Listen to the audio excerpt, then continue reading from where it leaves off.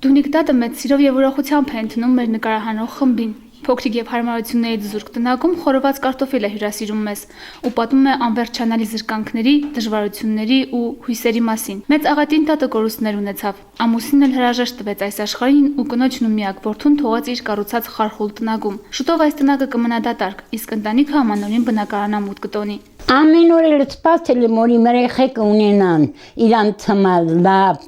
տանիք, գրիշը գլխին, շնորհքով ապրեն։ Բայց իմ մտքով հետ չանցկացի, որ ես ապրեմ։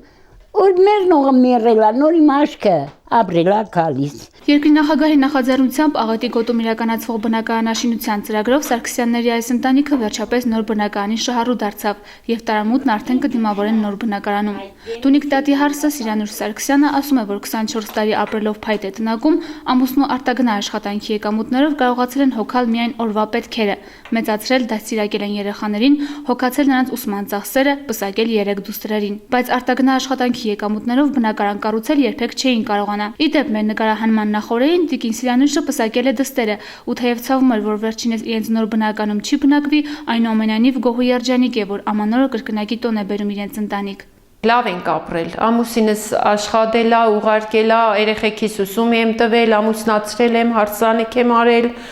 Հա, երկրաշարժից հետո մենք հույս չենք ունեցել, որ կապրենք, կգոյատևենք, բայց Փառք Աստծո շատ լավ է, գոհ ենք, որ սենց էլ գնա լավ է։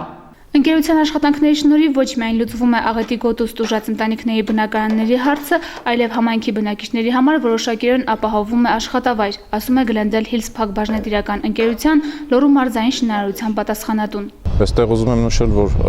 մենք հատկապես հպարտենք, որ հենց մեր ընկերության վստահվել նման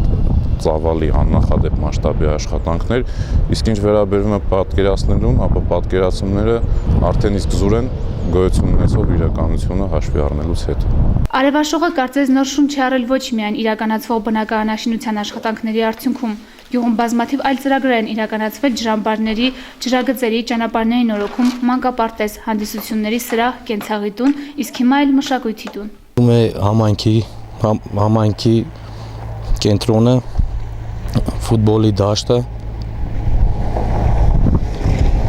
շատ գոհ շնորհակալ ենք մեր կառավարությունից,